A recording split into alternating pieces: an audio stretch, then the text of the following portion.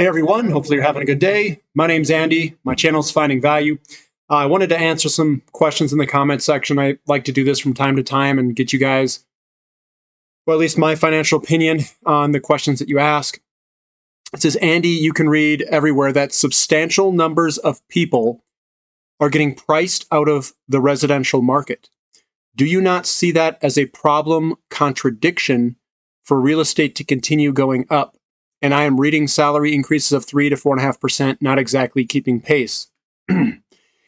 It's not about it's not about people making money and keeping pace with the real estate market per se. Everyone that's in a house that is purchased is keeping pace with real estate. The only people who are not keeping pace would be those that are entering the market from a new buyer. And the problem or contradiction, that's not a contradiction. My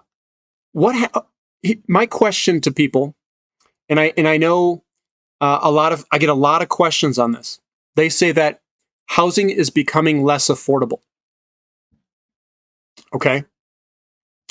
My question back to everyone else is, if you have a housing shortage where your supply demand is messed up, you have far, far more demand than you have supply. What do prices do in that scenario? They go up. Okay, so why do they go up? Because you need to bid people out of the market.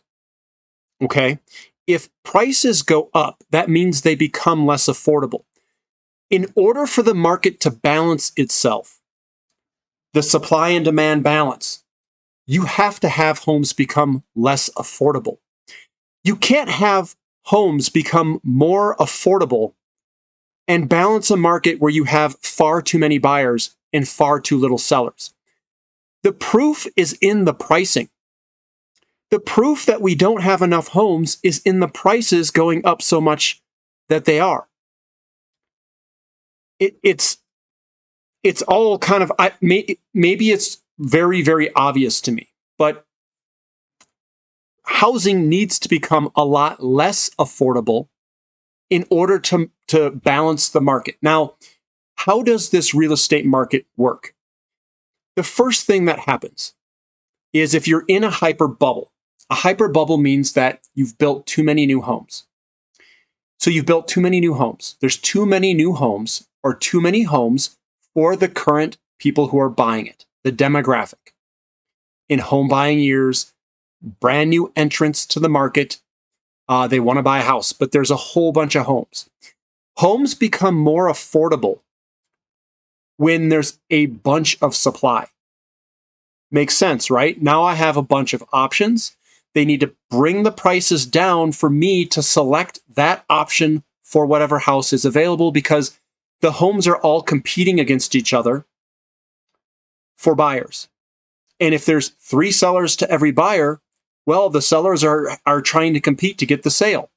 So the prices drop to a level that is acceptable to the seller. And then the buyer gets a sweet option because they get to choose.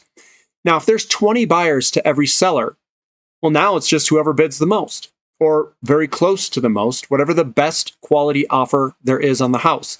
That's what the seller's going to take. It's a seller's market. Now, when you're in a massive deficit of homes, when you don't have enough homes to sell to all these buyers, this is what happens. Homes get bid up massively. They become massively unaffordable. The next thing the home buyers are going to do is they're going to turn to brand new home builds. And they turn to new home builds and they say, I want to build a new house because the existing homes, I can't either, one, get it because there's too many buyers flocking to it, or two, it's getting too expensive. I'd rather just buy a new house. So everyone starts buying new homes. And guess what that is? It's an expansion phase of real estate. So the expansion phase of real estate is born by a shortage of homes. So the way that you could look at the entire real estate market is a lot of inventory is a bubble recession in the real estate cycle. That inventory gets eaten up over time. It goes down and down and down and down until you get to very low inventory numbers. The prices start to rocket higher on existing real estate or just real estate in general. Then people prefer to buy new homes because new homes and the existing real estate get priced almost more evenly. And they say it's better just to buy a new house. Now, here's the problem that you can get into if it's a really big bubble, or not bubble, but really big demand and a really big gap between the demand and the supply, is everyone's going to turn to new home builds, which we've already done. There's a big backlog of buyers buying new homes, and the builders have these big backlogs. When you have inflation, it's going to increase the cost of new homes. And what that's going to do is push the entire real estate sector up. Because now people are going to say, I want to buy a new house. It was $400,000. Now it's $500,000. Next year it's $600,000. The year after is $700,000, $800,000, $900,000, $1 million. And they'll say, I can't afford $1 million house. I'll buy an existing one. And then the existing homes get bid up to whatever the newer homes are at. So you get this huge push higher of all of real estate. So it's not that people are getting priced out of the market. They have to get priced out of the market. That's the whole point of it. We don't have enough homes. And the highest bidders with the most capital, the most savings, largest down payments are going to get the homes. What they're going to do, and what a lot of people who rent that I know, is they're going to say, I'll wait, I'm going to save more money, and they're going to put larger down payments on a house that's probably going to cost more money. That's my guess. And when this slows down, you'll see inventory start to increase in real estate. They're going to balloon up. Now, there's a seasonality to real estate. It just doesn't go straight up. It cycles up and down given where we are in the season. Winters are usually the best time to buy because prices and rates usually go down a little bit. That'd be like the December, January, February timeframe. Then they start to go back up in spring and summer. It's easier to move into a house in the spring and summer, et cetera, et cetera. So I wanted to touch on that because there's a lot of stuff that people are talking about. It says real estate will be cheaper to buy when the Fed stops artificially supporting it with $40 billion of MBS purchases every month. I don't think that's the case. We are so short, and there's the imbalances are so big that I don't believe that it's going to do much. We need a lot more homes. We have to build a lot more homes. Building the homes will solve the problem. Doing nothing and not building the homes isn't going to solve the problem. You're just going to get worse. You're going to get a larger and larger imbalance as more and more demand comes with no supply. The only way you balance out the market is to add homes into the market, not existing homes which already exist, because you're not changing the balance, the total amount of homes. If you're short 5 million homes, you can swap ownership of homes and it doesn't increase the number of homes available. You need to add to the total if you have a larger demographic coming up that are fresh buyers. That's my take on it, and that's what the structural problem is. I'm not talking about prices can't go down if you don't have enough homes, because all these buyers are going to come in and they're just going to start bidding again. They're all going to go into bidding wars. So, I mean, that's my take on it. And I think buying a house, it says real estate cheap. That is not true at all. I think you need to do more research on this, Andy. Your argument does not make sense for it to be cheap. Gold is cheap compared to stocks and real estate and money supply. Real estate is not cheap. Well, here's the thing. I'm going to pull up, and hopefully this thing doesn't lag on me here. And I'm going to use some of your data here as well. What I'm looking at is I'm going to go to the real estate to gold ratio. It's right here. And I'm going to use what you previously have talked about. So I'm going to just back out of here real quick. It says Real estate. Okay, so you said real estate is cheap. That's not true at all. Gold is cheap compared to stocks and real estate and money supply. Gold is not cheap to real estate. The real estate to gold ratio, this is all the way back to 1890. I would say the average is about 300-ish ounces of gold to buy a house. An expensive time frame was 1971. In 1971, it took about 1,000 ounces of gold to buy a house.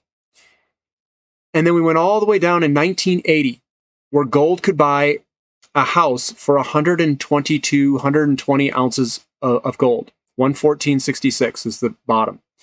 We went all the way up in 2001, where it took 771 ounces of gold to buy a house.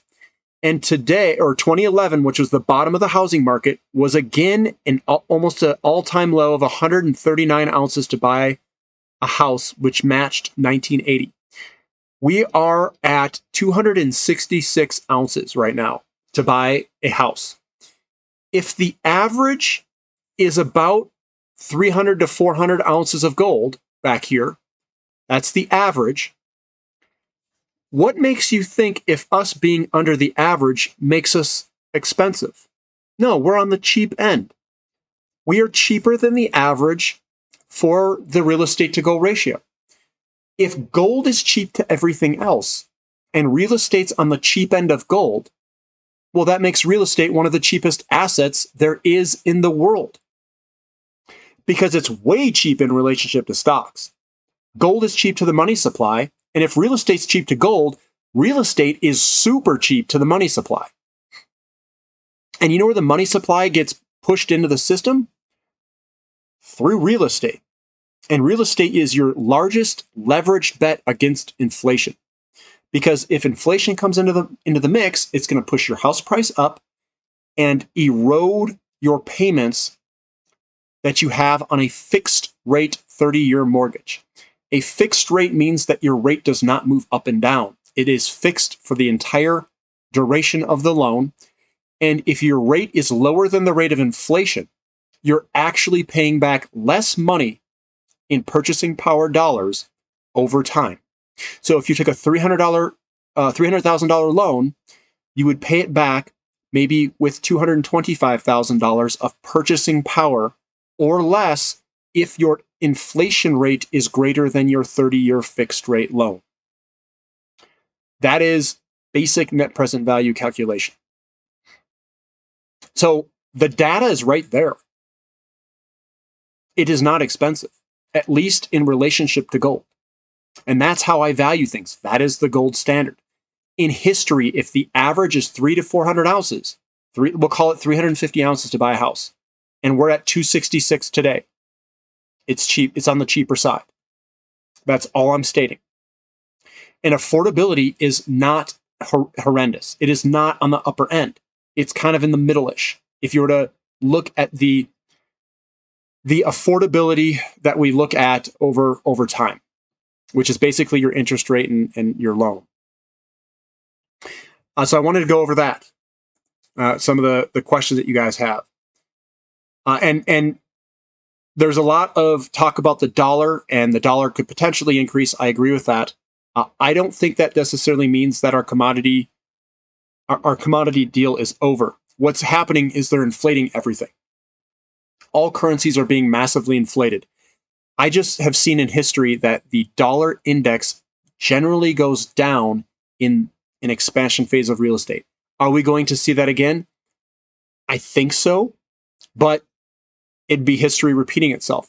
We may not be to that state where we have really high rates of inflation because we're not building enough new homes yet. We're still really early in this expansion phase of real estate. So we still have some runway in front of us in terms of inflation and ability to increase the housing starts, which means we still have the ability to increase credit creation in the commercial bank system with new loans against new homes. So there's that. And it says you have more control over real estate markets, not the markets. We don't have control over the markets. we have control over the value that we can create to the asset. You have an asset. It's in poor condition, let's say. And let's say you know how to fix things. I bought a car for $1,200. Mazda RX-8 with a bad engine. What I did is I bought a different engine and I swapped it into the car. I did all the work myself. I know how to do it. So I added value to that car. I could probably sell the car for quite a bit of money now, but I bought it for literally nothing. That is what you can do in real estate. You can take a fixer-upper, you buy it, and you add equity to it, sweat equity. And you can fix things. Now, you have control over the value of the house, maybe not necessarily the price of it. Value and price are two different things. Price is what something sells for. Value is what the potential could be throughout time. It's what people value it. And at certain times, you can be in undervalued markets or overvalued markets depending on the market conditions. And it says, you are used to this bubble I see in homes. We are not in a bubble. A bubble at market tops means that we have high prices, high interest rates, lots of foreclosures, high inventory, long days on the market. We don't have the majority of that. We may have higher prices going up, and that is it. That's all we have. We don't have high inventory. We don't have foreclosures. We don't have high interest rates. We don't have anything. There's like 9 things you can look at, and we have 1 or 2 of them. But that's only in markets that go up. So they'll be there when you go up. Higher prices are going to continue to be one of those things that we look at.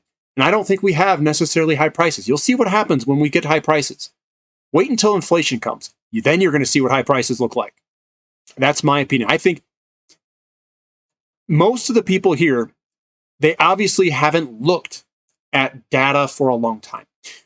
Interest rates go up during a housing market boom. Inflation's going to be here. We're going to get inflation running through, and you're going to see a big move in inflation because if oil's going up the way it is, inflation's coming. And when inflation comes, people are going to make more money. There's going to be more money sloshing around in this entire system. People like me who have money, we can buy more homes. And people that can't afford it, they're going to be renters. I need somewhere to park money. People who have money, who have millions of dollars, we need to park money somewhere. Where are we going to put it? Our equity, whether it's equity or commodities, let's say they all go up. We see inflation coming. Where am I going to put it? I'm going to go buy another house. That's a good spot. I know someone who had quite a bit of money when I was in college. It was a friend, and it was his parent. It was his mom. She had multi-millions of dollars.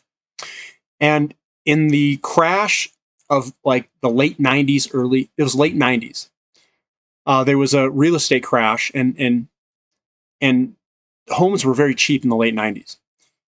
And I think she had bought 5 or 6 homes in San Luis Obispo, California, where I went to college. And she obviously made a ton of money because that was a very good time to buy. And she rented all the homes out. And she probably still has them. I haven't looked. She hasn't sold the house that I was in. So I think she probably is holding on to them. And housing is in the same spot as it was in the late 90s. We are at the beginning of an expansion phase. We have not built the homes. This is structural deficits. Home prices are going to look so cheap. You're going to look like a genius, I think, buying it in 2020 or 2021 in this time frame, because I think homes are going to go higher. They have to. That's what balances the market. And when they slow down is when inventories go up, and we have low inventories, record low inventories. Now, remember, we have seasonality. We could see prices peak and drop a little bit, and then they'll go back up next summer, spring and summer. That's my opinion. Looking at, it says, Andy, I noticed some of my ratio charts don't line up with yours. Maybe that's basically using, well, on a ratio chart, we shouldn't be using, we shouldn't scale or anything, just leave it linear. But I don't know which ones. You should put up, put in the comment section which ratios are not lining up, and let me know, and we can chart it out. I just read the news about a law firm, Rosen Law, preparing class action against Recaf with allegations about Recaf releasing material misleading business info to investors. Recaf has a short interest of 100%. That's massive, but the news is big too. Very well could. I took the bet on Recaf to go long, and it does have a massive short interest. And what that means is if those shorts are wrong, they're going to have to cover their shorts, which means even more buying pressure. But you know what? If nobody wants it, if you don't want to touch the stock, that's fine. But I have a position in it.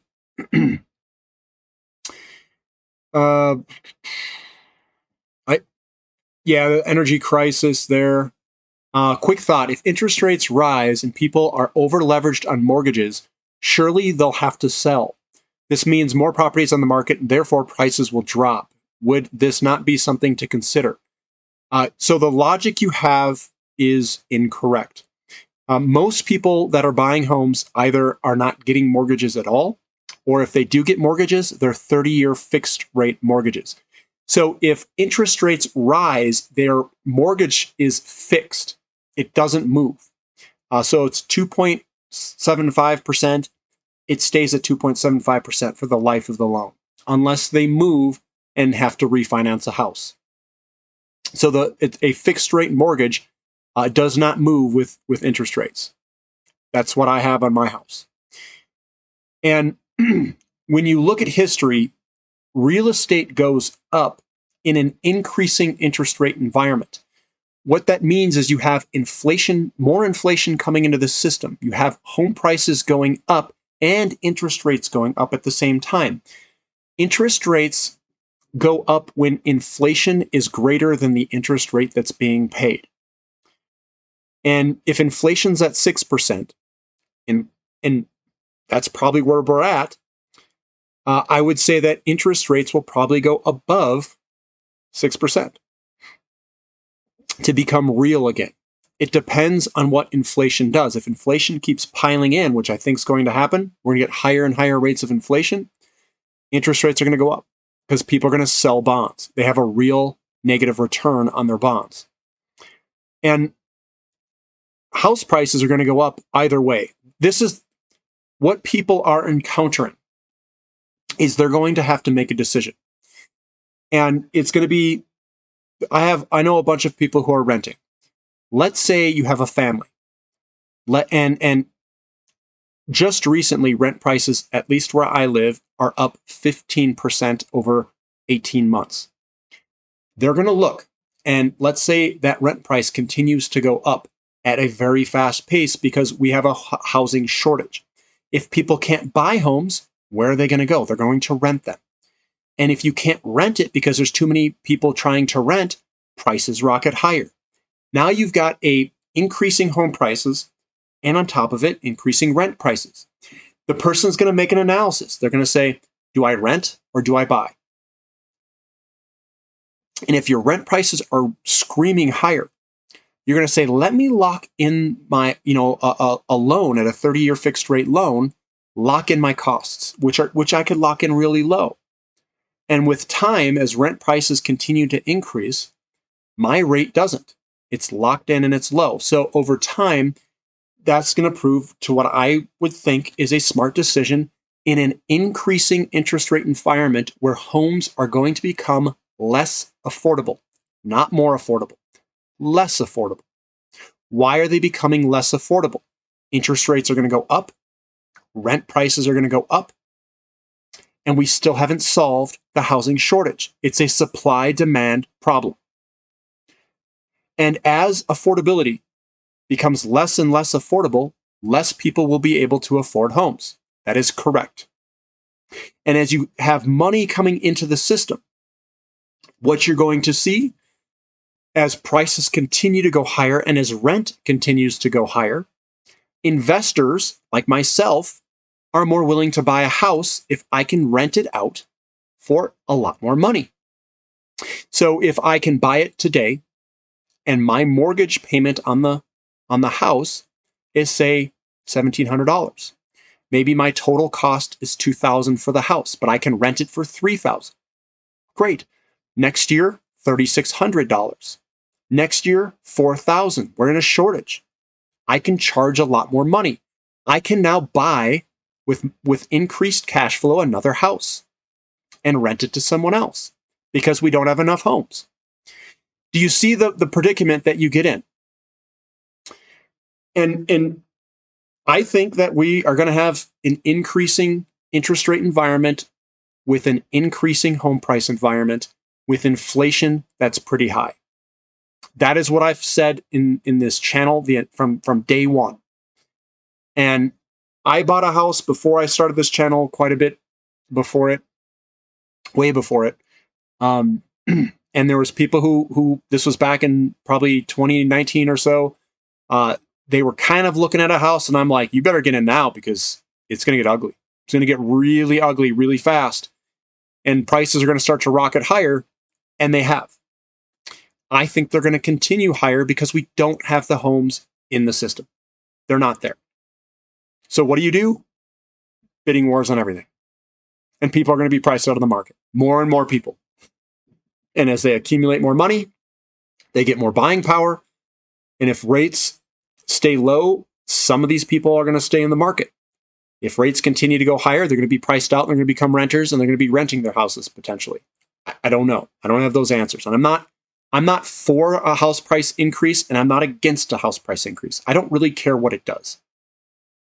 What I'm telling you is what I see in the markets. And when you invest in markets, anything you invest in, you have to see the data and you have to accurately look at the data. If you look at the data and you don't come up with an accurate conclusion from it, you're not going to get your investments right. And housing's not going to, if you have shortages in housing, it's not going to become more affordable. I'm sorry, it doesn't work that way.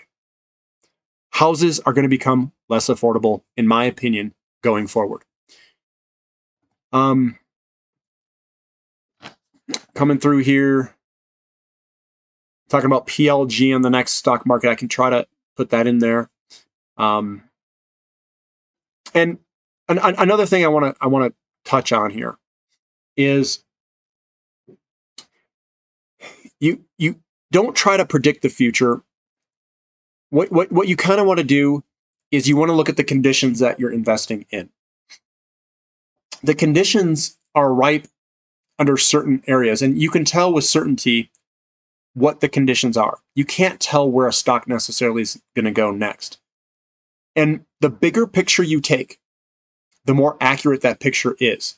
So if you're in there and you're looking at things on a minute-to-minute basis, or an hour-to-hour or day-to-day, it's not going to be as accurate as you're looking from like a decade plus or 100 years or whatever it is. Because what happens is the bigger the picture you take, the more accuracy you can have on where this thing could potentially go. If it's breaking a downtrend, it's got a huge pattern that we're breaking. It's just going to take more time.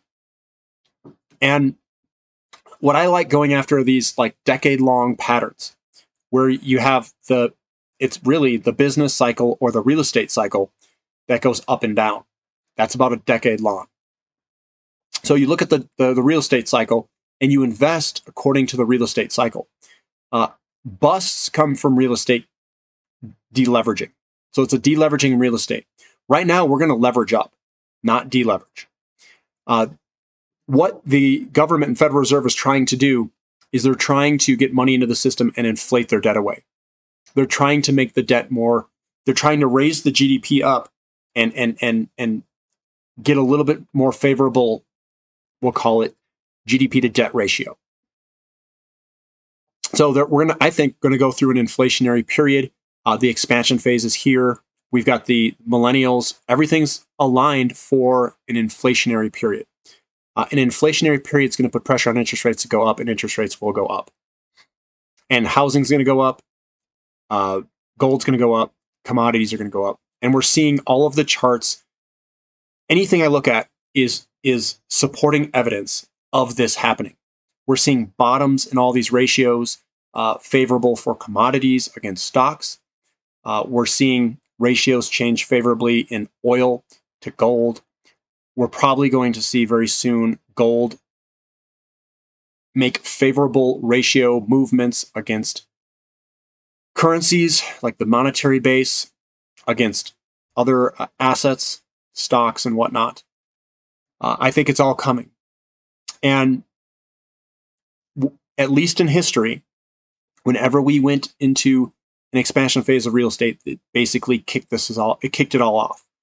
And you might have to build and be like a year into an expansionary phase. And we're just kind of entering this expansionary phase. We're about a year in, maybe. We're getting there, but we got to get up. We got to get higher on our real estate starts for this thing to really kick into gear. The cool thing is that if we don't get very high, we're basically just treading water and not making any progress in the real estate market. So you're going to continue to see real estate prices continue higher with inventories as low as they are. Hopefully you guys like this explanation. I know it's a lot real estate based, but it's important to understand this stuff to get your paradigm and viewpoint right on investing. Give me a thumbs up if you like the content. Thanks for listening. This is Finding Value.